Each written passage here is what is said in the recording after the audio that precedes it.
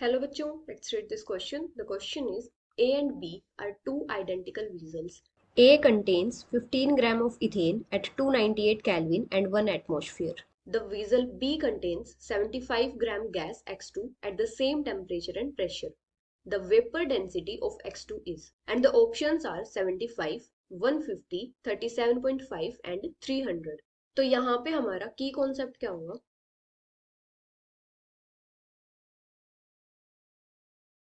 अगर हम बात करें गैस इक्वेशन की,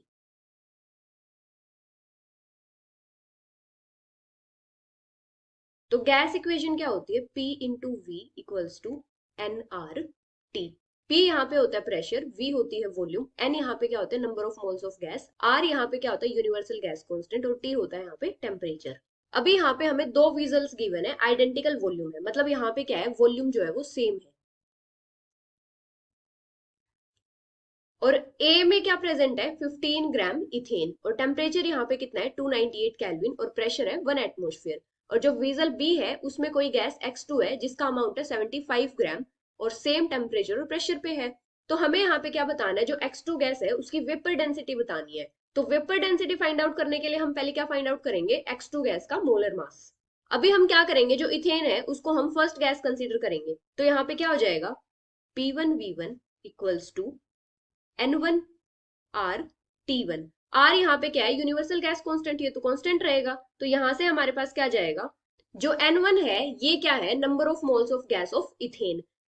तो किसी भी गैस के जो नंबर ऑफ मोल्स होते हैं वो किसके इक्वल होते हैं? उस गैस का जो गिवन वेट है, मतलब गिवन मास है, डिवाइडेड बाई उस गैस का जो मोलर मास है।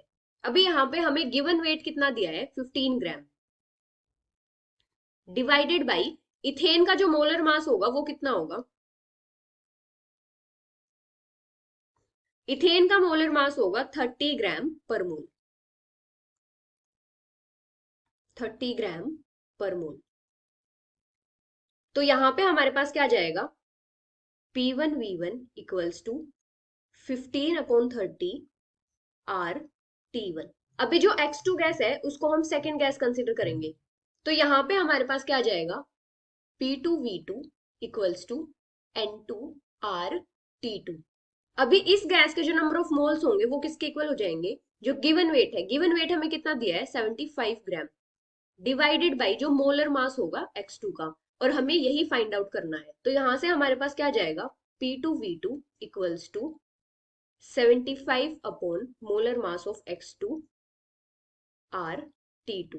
अभी यहाँ पे हमें क्या गिवन है? कि जो प्रेशर है वो भी सेम है, मतलब P1 है P2 के इक्वल, और जो वॉल्यूम है वो भी सेम है, तो V1 भी इक्वल है V2 के, और जो टेम्परेचर है वो भी सेम है। तो T1 किसके इक्वल हो जाएगा? T2 के इक्वल। तो यहाँ पे क्या होगा? यहाँ पे सारी की सारी जो कंडीशंस है वो सेम है, मतलब प्रेशर भी सेम है, वॉल्यूम भी सेम है, टेम्परेचर भी सेम है। तो यहाँ पे क्या होगा? जो दोनों गैसेस के मोल्स होंगे वो भी क्या होंगे? सेम होंगे। तो हमारे पास क्या रिलेशन आ जाएगा? N1 equals to N2। और N1 हमारे पास कितना था? 15/30 इक्वल्स टू N2 हमारे पास कितना था? 75 upon molar mass of X2। तो यहां से हमारे पास X2 का मोलर मास कितना आ जाएगा? Molar mass of X2 equals to 75/15 into 30, ये आ जाएगा 150।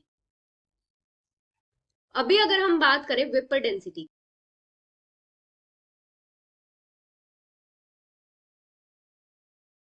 तो किसी भी गैस की जो वेपर डेंसिटी होती है वो क्या होती है? उस गैस का molar mass divided by molar mass of hydrogen.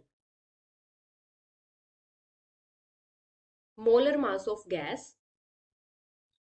Divided by molar mass of hydrogen. अभी हाइड्रोजन का मोलर मास कितना होता है? 2 ग्राम पर मोल।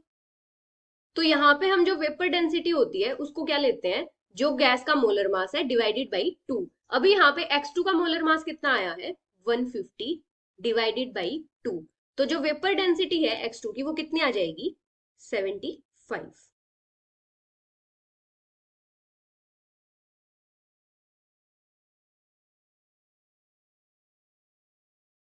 So the final answer is 75, which is option A. Hope you understood it well. Best of luck.